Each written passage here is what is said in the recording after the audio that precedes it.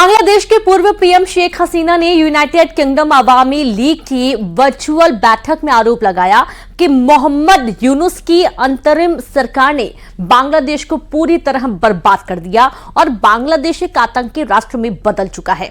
उन्होंने बांग्लादेश की जनता का भाग्य बदला, लेकिन उनकी सरकार का तख्ता पलट करने के बाद यूनुस सरकार और बांग्लादेश की आतंकी सेना ने मिलकर सब कुछ बर्बाद कर दिया, जिसका जवाब हत्यारे मोहम्मद यूनुस को बांग्लादेश की जनता देगी। देखिए रिपोर्ट।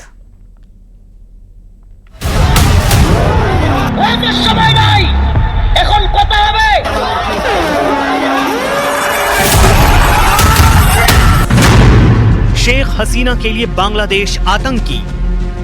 बांग्लादेश शांति चाहिए। जय बांग्ला।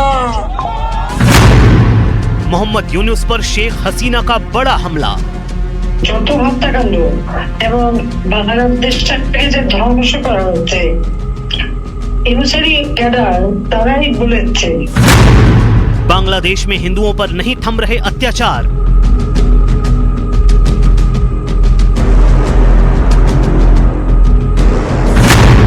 भारत के अलग अलग शहरों में विरोध प्रदर्शन। वो दिन दूर नहीं कि हमारी जो अस्मिता है, जो हमारा नामो निशान है, उसको हिंदुओं का मिटाया जा रहा है। सब हिंदुओं को एक होना होगा, हम सबको मिलकर उनके खिलाफ आवाज उठानी होगी।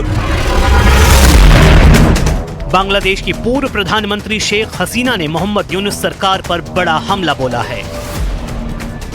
शेख हसीना ने आरोप लगाया कि मोहम्मद यूनुस सरकार ने बांग्लादेश को पूरी तरह बर्बाद कर दिया है और बांग्लादेश एक आतंकी राष्ट्र में बदल चुका है। शेख हसीना ने कहा कि उन्होंने बांग्लादेश की जनता का भाग्य बदला, लेकिन उनकी सरकार का तख्ता पलट करने के बाद यूनुस सरकार और बांग्लादेश की आतंकी सेना ने मिलकर सब कुछ बर्बाद कर दिया, जिसका जवाब हत्यारे मोहम्मद यूनुस को बांग्लादेश की जनता देगी। शेख हसीना ने यह बयान यूनाइटेड किंगडम अवामी लीग की वर्चुअल बैठक में दिया, जिसकी चर्चा अब पूरी दुनिया में हो रही है। বাংলাদেশ শান্তি চাই। জয় বাংলা। বাংলাদেশে যত হত্যাকাণ্ড এবং বাংলাদেশটাকে যে ধ্বংস করা হচ্ছে ইউনুসেরই ক্যাডার তারাই বলেছে। ইউনুসের পেটো বাহিনী দ্বারা মসজিদ, মাজার, দরগা শরীফ, মন্দির, গির্জা, প্যাগোডা সবকিছু লুটপাট এবং ভাঙচুর করা হচ্ছে, অগ্নিসংযোগ করা হচ্ছে। পরেও এই এক দফা দাবির নামে যে সন্ত্রাসী কর্মকাণ্ড এখন পর্যন্ত বাংলাদেশে চলছে, সেখানে মানুষকে পেটে পেটে হত্যা করা, আওয়ামী লীগের নেতা কর্মী, মুক্তিযোদ্ধা এবং সংখ্যালঘু সম্প্রদায় তাদের উপর যে জুলুম शेख हसीना का यह बयान ऐसे वक्त में आया है जब हिंदुओं और अल्पसंख्यकों पर हिंसा को लेकर बांग्लादेश की मोहम्मद यूनुस सरकार सवालों के घेरे में है। अमेरिका, ब्रिटेन समेत कई देश बांग्लादेश में लोकतंत्र की हत्या को लेकर सवाल उठा चुके हैं, जबकि भारत समेत कई देशों में बांग्लादेश में अल्पसंख्यकों पर हमलों और इस्कॉन के संत चिन्मय कृष्णदास की गिरफ्तारी को लेकर विरोध प्रदर्शन हो रहे हैं।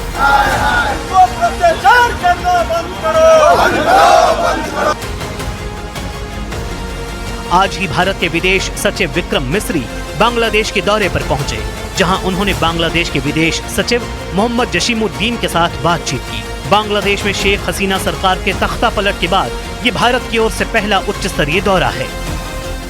We also had the opportunity to discuss certain recent developments and issues, and I conveyed our concerns, including those related to the safety and welfare of minorities.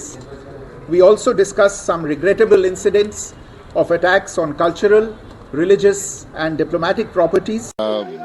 हमारा विदेश सचिव जब गए हम वहाँ तो कुछ ना कुछ हाल ढूंढेंगे कि वहाँ के सरकार के साथ कैसे अच्छा संबंध बनाया जाए, क्योंकि हमारा जो बायलैटरल रिलेशन था वो बहुत ही बढ़िया था बांग्लादेश के साथ।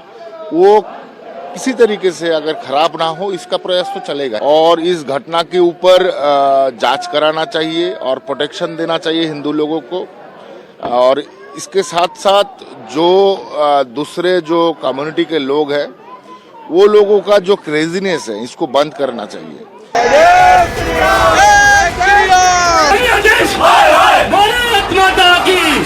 वहीं भारत के अलग अलग शहरों में बांग्लादेश में हिंदुओं पर हो रहे अत्याचारों के खिलाफ विरोध प्रदर्शन हो रहे हैं।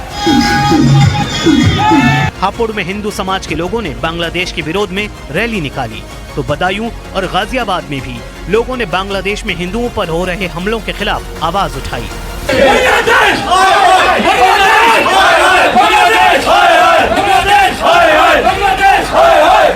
बिहार के किशनगंज से लेकर कोलकाता तक देश के कई हिस्सों में बांग्लादेश के खिलाफ विरोध प्रदर्शन जारी है।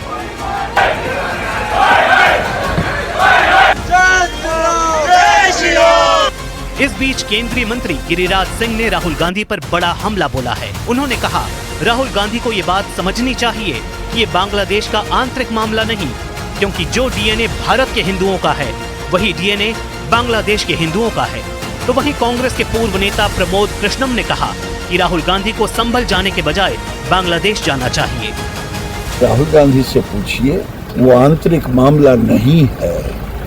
गिरिराज का डीएनए और बांग्लादेश के हिंदुओं का डीएनए एक है। अगर ये राहुल गांधी को भले लगेगा, फारूक को भले लगेगा कि इन लोगों का डीएनए नहीं है। संभल की सरकार ने, संभल की पुलिस प्रशासन ने और उत्तर प्रदेश की सरकार ने दंगों पर पूरा नियंत्रण किया है। राहुल गांधी को इतना ही ज्यादा शौक है तो वो जरा एक बार बांग्लादेश।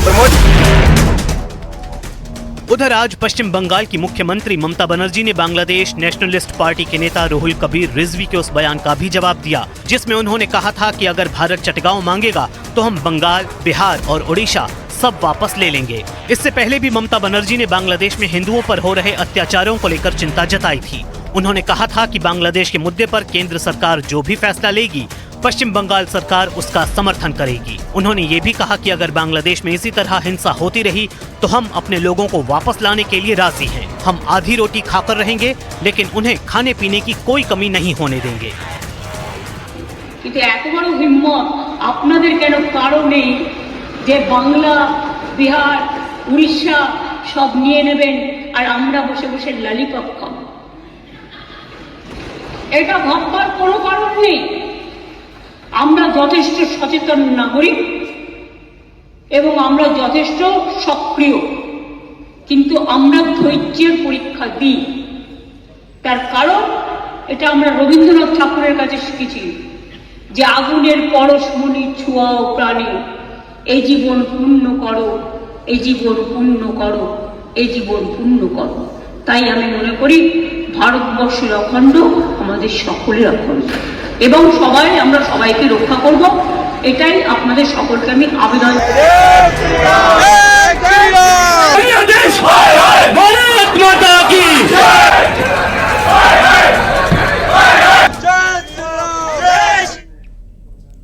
सीरिया के नए